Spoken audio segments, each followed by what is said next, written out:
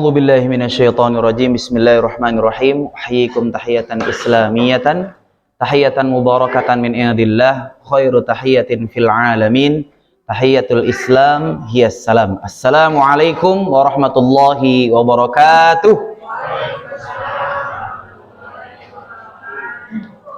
Alhamdulillah, alhamdulillahi rabbil alamin.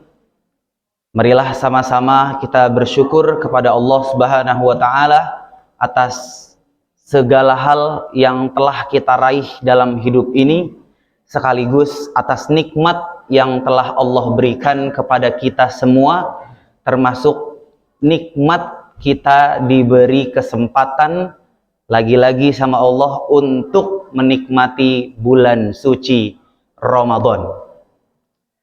Kalau misalnya saya mau tanya sama bapak-bapak, ibu-ibu, dan adik-adik, sekarang udah berapa kali Ramadan, Pak? Terhitung sama Ramadan kali ini. Puluhan ya kalau bapak-bapak ya?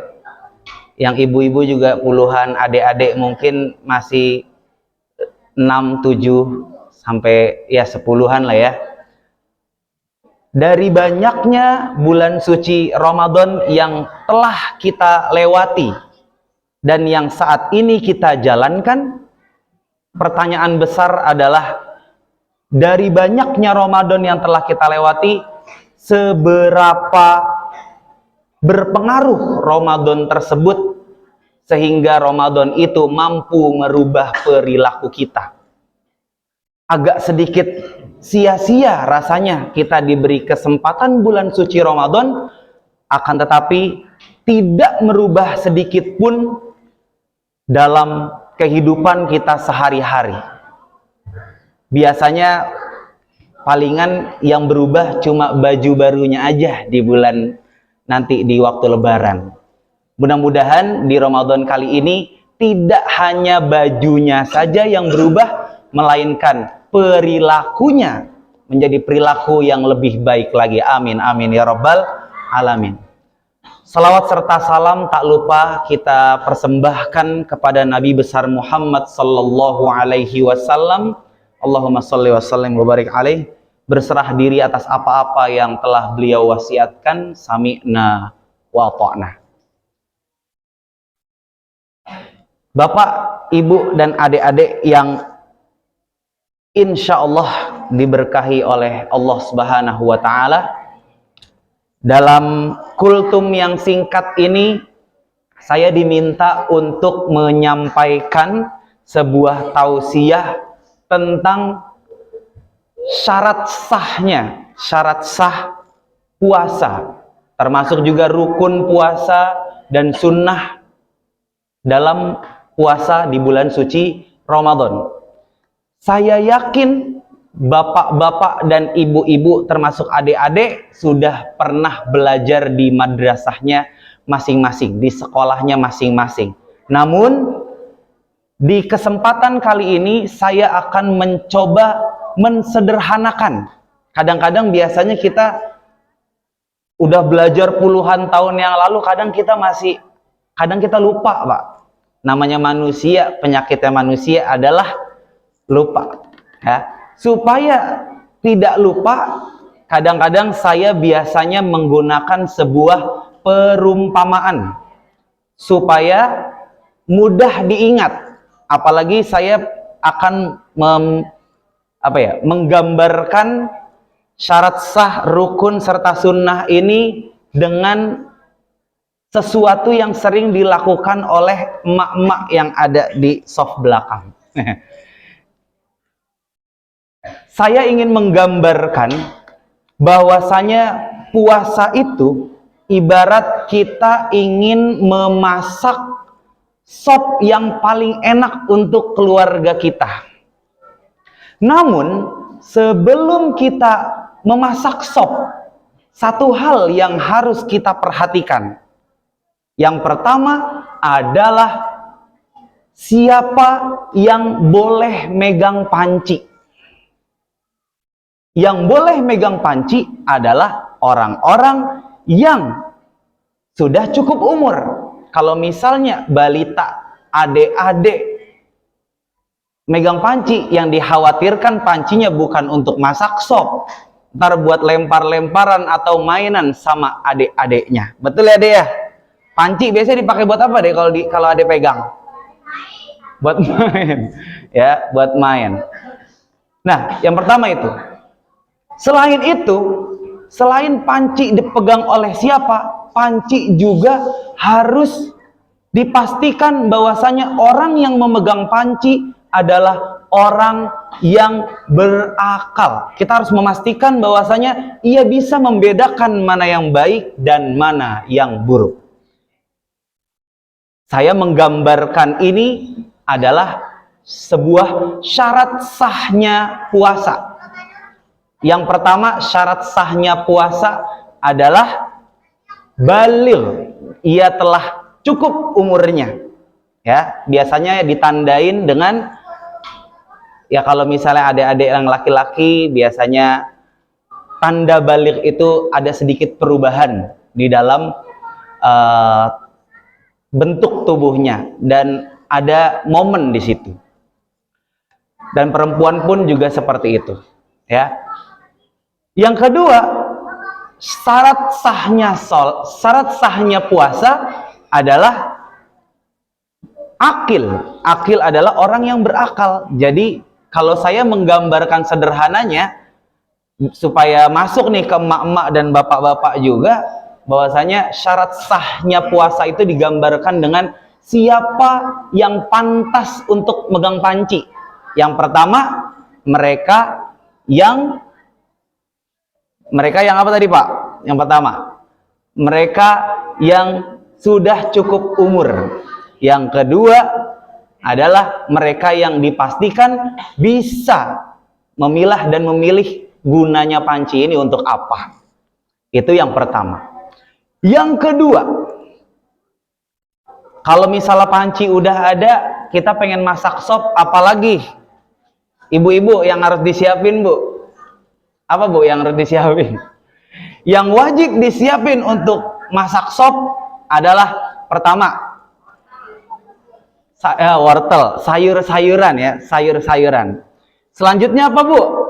Air. Ya wortel doang nggak jadi sop kalau nggak ada kuahnya ya. Terus yang ketiga, percuma ada air, percuma ada sayur, tapi nggak ada apinya.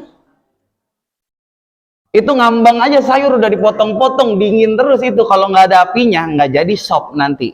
Ya nggak lembek nanti sayurnya, nggak jadi sopnya.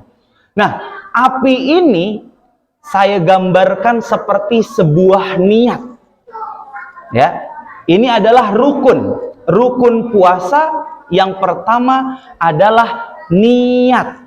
Makanya biasanya ketika imam tarawih, Bilal salat tarawih, di akhir kita salat tarawih biasanya kita berdoa, doa untuk niat ya, niat untuk puasa besok ya, puasa bulan Ramadan besok. Ada juga beberapa ulama yang khawatir kalau misalnya saya di beberapa hari saya akan lupa. Makanya ada juga yang niatnya itu langsung 30 hari, 1 bulan, itu juga diperbolehkan ibu-ibu dan bapak-bapak.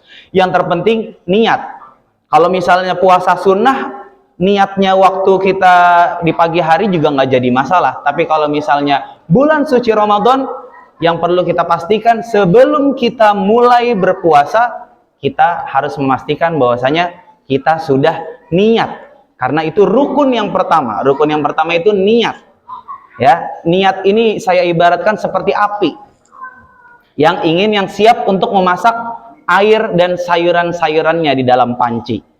Selanjutnya apalagi? Rukun yang kedua. Rukun yang kedua adalah kita diminta ketika masak sop biar cepet masaknya. Satu, kita kasih waktu. Selain kita kasih waktu, kita tutup. Ya, kita tutup pancinya supaya waktu yang sudah kita tentukan pas.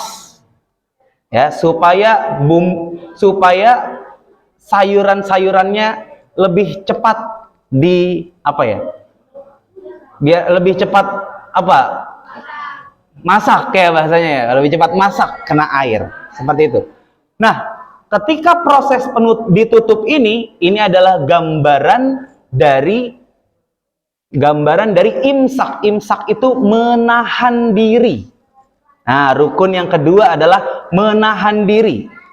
Ya, kita tutup, gambarannya saya biasa menggambarkan, kita tutup pancinya dari sholat azan subuh sampai azan maghrib.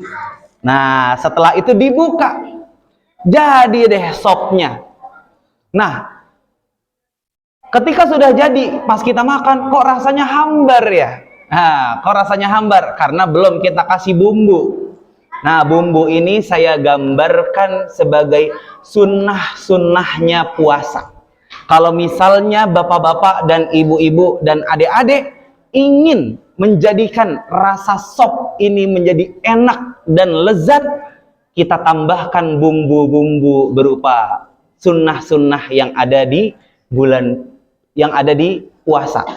Apa aja Bapak Ibu sunnah-sunnahnya? Di akhir pertemuan ini saya akan menyampaikan sunnah-sunnah puasanya. Sunnah-sunnah puasanya apa? Yang pertama, ketika sahur. Sahur itu kalau bisa jangan jam 2, jangan jam 3. Kalau bisa mendekati imsak. Ya. Itu.